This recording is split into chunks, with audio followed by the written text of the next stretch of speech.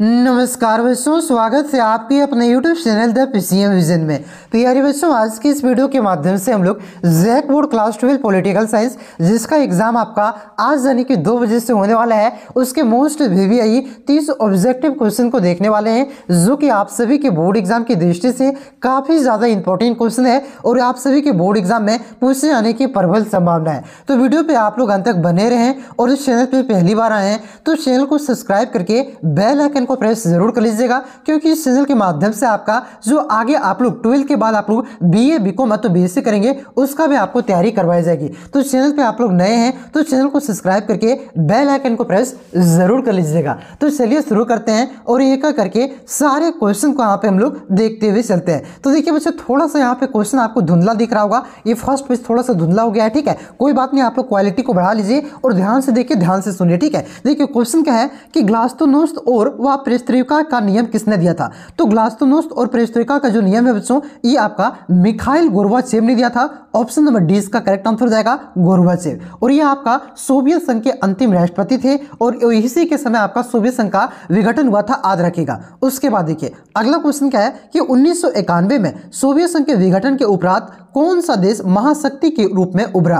तो ये आपका अमेरिका महाशक्ति के रूप में उभरा। ऑप्शन नंबर सी इसका करेक्ट आंसर हो जाएगा, अमेरिका। उसके बाद देखिए अगला क्वेश्चन क्या है कि खुले द्वार की नीति को किसने अपनाया? तो कई बार ये क्वेश्चन करवा चुके हैं, ये आपका चीन ने अपनाया है। और कब अपनाया था भैया? तो 1978 में, ठीक है। उसके बाद देखिए अगला क्वेश्चन क्या दिया गया है कि निम्नलिखित में से कौन सा देश सार्क का खास सदस्य नहीं है? देखिए मैंने बताया था आपको कि जो सार्क का बच्चों, इसकी स्थापना आपका कब हुआ था? 1985 में हुआ था। और इसमें भारत के जो पड़ोसी देश है म्यांमार को छोड़ करके ये लगभग सारे देश क्या हैं, ये सार्क के सदस्य हैं। तो यहाँ पे म्यांमार क्या है, सार्क का सदस्य नहीं है। ऑप्शन नंबर सी इसका करेक्ट आंसर होगा। बाकी बात भारत तो आपका ये है, नेपाल भी है और आपका भूटान भी है। देखिए नेपाल में पहले आपका राज्य व्यवस्था चलता था और आपका भारत का लगभग पड़ोसी देश में आपका साला राज्य व्यवस्था, मतलब ये तख्ता पलटे हो गया। बांग्लादेश में थोड़ी गया है, पाकिस्तान में। ये क्वेश्चन पूछ सकता है, पॉलिटिकल साइंस में करंट अफेयर्स से क्वेश्चन पूछ देता है, ठीक है, कि हाल ही में किस देश में तख्ता पलट क्या है? तो बांग्लादेश में क्या है? देखिएगा आपका पाकिस्तान में तो सैन्य सत्ता ही चलता है। आपका जो नेपाल है बच्चों, नेपाल में भी आपका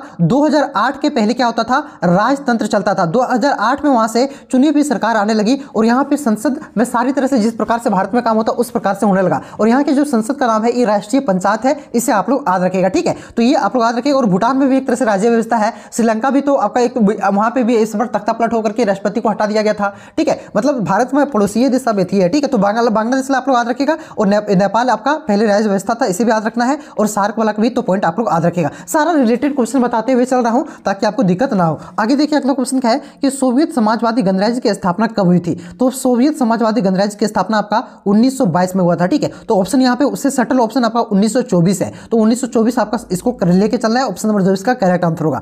आगे देखिए अगला क्वेश्चन क्या है कि विश्व व्यापार संगठन की स्थापना कब हुई? तो विश्व व्यापार संगठन की जो स्थापना है बच्चों, ये आपका 1 जनवरी 1995 को हुआ था। ऑप्शन नंबर डी इसका करेक्ट आंसर आएगा, 1 जनवरी 1995, ठीक है। उसके बाद देखिए अगला क्वेश्चन क्या दिया गया है कि 1972 में शिमला समझौता किन दो देशों के बीच हुआ था? तो 1972 में शिमला समझौता हुआ था, याद रखना है। और किन दो देशों के बीच हुआ था? तो भारत और पाकिस्तान के बीच हुआ था, जिसमें पाकिस्तान 1971 युद्ध में हारा था, उसी को लेकर के हुआ था, ठीक है। आगे देखिए अगला क्वेश्चन क्या है कि सार्क का प्रथम शिखर सम्मेलन कहां पे हुआ था? जहां पे सार्क की स्थापना हुई थी, ठीक है। तो स्थापना कहां हुआ था? मैंने बताया था ढाका में। मुख्यालय कहां है भैया? तो मुख्यालय आपका काठमांडू में है, इसे भी आप लोग याद रखिएगा। उसके बाद देखिए अगला क्वेश्चन क्या है कि परमाणु अप्रसार संधि पर किस देश ने हस्ताक्षर नहीं किया है? तो देखिए ये परमाणु अप्रसार संधि का कहानी क्या है, मैंने आपको पिछला वीडियो में भी बताया हुआ था। इसमें क्या था, इस नियम में था कि जो भी पहले परमाणु हथियार बना लिया है इस नियम के पहले, वो रखेगा परमाणु, तो बाकी आज के बाद कोई भी परमाणु हथियार नहीं बनाएगा। इस परमाणु अप्रसार संधि जो कि 1972 में, शायद आपका 1972 या 68 में हुआ था, ठीक है। तो उसके बाद क्या करेगा, कोई भी हथियार नहीं बनाएगा। तो भारत इससे नाराज था, भैया तुम बना लिए, हम लोग कहीं नहीं बनेंगे, ठीक है। तो भारत ने इस पर क्या किया था, अपना साइन नहीं किया था। फिर उसके बाद भारत ने पहली बार आपका 1974 में, कब? 1974 में आपका परमाणु हथियार का परीक्षण किया राजस्थान में, ठीक है, जिसका नाम क्या था? स्माइलिंग बुद्धा। और ये आपका बुद्ध पूर्णिमा के दिन क्या गया था। फिर उसके बाद ये आपका फुस हो गया, यानी कि अच्छा से सक्सेस नहीं कर पाया था। फिर उसके बाद आपका दूसरी बार ऑपरेशन शक्ति के तहत 1998 में अटल बिहारी वाजपेयी जिस समय प्रधानमंत्री थे, उस समय दूसरी बार भारत के प्रधानमंत्री ने यहाँ पे भारत ने आपका परमाणु परीक्षण किया जो कि सफल हुआ था। ठीक है, तो इसे आप लोग याद रखिएगा। चलिए आगे देखिए, अगला क्वेश्चन क्या है कि 1992 में पृथ्वी सम्मेलन कहाँ पे हुआ था? तो ये आपका ब्राजील के एक शहर है रियो डी जेनेरो, यहाँ पे आपका 1992 में आपका क्या हुआ था? पृथ्वी सम्मेलन हुआ था, याद रखिएगा। उसके बाद देखिए अगला क्वेश्चन क्या दिया गया बच्चों कि संयुक्त राष्ट्र संघ की स्थापना कब हुई थी? तो देखिए संयुक्त राष्ट्र संघ की स्थापना आपका 24 अक्टूबर 1945 में हुआ था। ऑप्शन नंबर ए इसका करेक्ट आंसर होगा। और उसके बाद इसका भारत जो सदस्य बनता है बच्चों, ठीक है, उसके बाद आपका इसके 6 दिन के बाद आपका 30 अक्टूबर को, कब? 30 अक्टूबर को आपका 1945 को भारत इसका सदस्य बन जाता है संयुक्त राष्ट्र संघ का। इससे आप लोग याद रखिएगा। भारत को सोचिए वीटो पावर मिल रहा था, लेकिन उस समय हमारे पास उतना बजट नहीं था, इस वजह से भारत ने वीटो पावर नहीं लिया था। ठीक है, तो 1945 में भी भारत एक तरह से कह सकते हैं आपका ये संयुक्त राष्ट्र संघ का सदस्य बन गया था। और संयुक्त राष्ट्र की स्थापना 24 अक्टूबर 1945 को हुआ था और 24 अक्टूबर को संयुक्त राष्ट्र दिवस भी मनाया जाता है। आगे देखिए अगला क्वेश्चन क्या है कि पहला पर्यावरण शिखर सम्मेलन कहाँ हुआ था? तो देखिए कोई भी ऑप्शन यहाँ पे मैच नहीं कर रहा है, कोई भी ऑप्शन यहाँ पे, सारा ऑप्शन गलत है, तो याद रखना है कहाँ पे हुआ था? तो ये आपका स्टॉकहोम में हुआ था, पहला पर्यावरण शिखर सम्मेलन 1972 में। ठीक है, इसे याद रखिएगा। उसके बाद देखिए अगला क्वेश्चन क्या दिया गया है कि दूसरा आम चुनाव भारत में किस वर्ष हुआ था? तो ये जो दूसरा आम चुनाव है बच्चों, ये भारत में कब हुआ था? तो याद रखना है 1957 में। ठीक है, 1957 में हुआ था। ऑप्शन नंबर सी इसका करेक्ट आंसर होगा। पहला आम चुनाव कब हुआ था? तो 1951-52 में हुआ था पहला आम चुनाव। 51 के नवंबर दिसंबर में शुरू हुआ और 52 में चला गया था। ठीक है, इसे याद रखिएगा, पहला आम चुनाव ये हुआ था। आम चुनाव का मतलब समझ रहे हो ना जी? आम चुनाव का मतलब होता है लोकसभा। ठीक है, लोकसभा का चुनाव। और लोकसभा में टोटल सीट कितना है? तो याद रखना है लोकसभा में टोटल आपका 545 सीट है। ठीक है, जिसमें से आपका क्या है 543 का आपका चुनाव होता है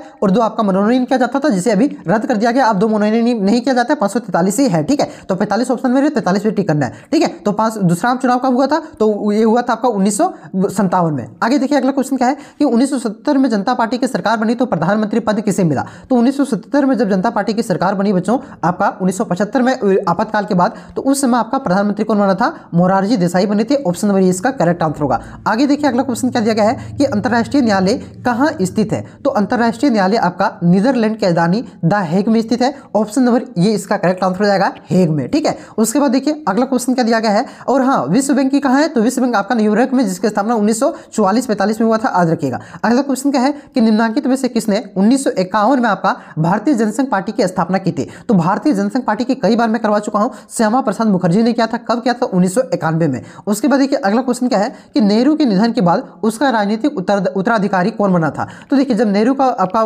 मृत्यु हो जाती है तो उसके बाद भारत का प्रधानमंत्री कौन बनता है? ठीक है, तो ये बनता है लाल बहादुर शास्त्री। यानी कि लाल बहादुर शास्त्री नेहरू के निधन के बाद उनका राजनीतिक उत्तराधिकारी बनता है। ऑप्शन नंबर डी इसका करेक्ट आंसर होगा, लाल बहादुर शास्त्री। उसके बाद देखिए अगला क्वेश्चन क्या है कि दूसरी पंचवर्षीय योजना का प्रारूप किसके द्वारा तैयार किया गया था? तो ये आपका पीसी महालनोबिस के द्वारा तैयार किया गया था। दूसरी पंचवर्षीय योजना में आपका उद्योग पर ज्यादा बल दिया गया था। उसके बाद देखिए बच्चों अगला क्वेश्चन क्या है कि रूस में समाजवादी राज्य की स्थापना किसने की? तो रूस में समाजवादी राज्य की स्थापना आपका लेनिन ने किया था। ऑप्शन नंबर सी इसका करेक्ट आंसर हो जाएगा, लेनिन। देखिए रूस की जो आपकी अर्थव्यवस्था है ना बच्चों, ये आपका समाजवादी अर्थव्यवस्था है। यानी कि वहां के जो संसाधनों पर नियंत्रण होता है ना, आपका सरकार का नियंत्रण होता है, उसी को क्या कहते हैं? समाजवादी अर्थव्यवस्था कहते हैं। और जस्ट इसके ऑपोजिट जो आपका अमेरिका है, अमेरिका का जो अर्थव्यवस्था है ये आपका पूंजीवादी अर्थव्यवस्था है। और ये दोनों का अर्थव्यवस्था मैच नहीं खाता, इसका समाजवादी है, इसका पूंजीवादी है। ठीक है, इस वजह से दोनों के बीच आपका शीत युद्ध शुरू हुआ था। दोनों के बीच लड़ाई झगड़ा होते रहता था। मारपीट लड़ाई झगड़ा नहीं, सिर्फ अपने विचारों को ज्यादा बढ़ाने का। ठीक है, जिस तरह से शीत युद्ध होता था वही शीत युद्ध का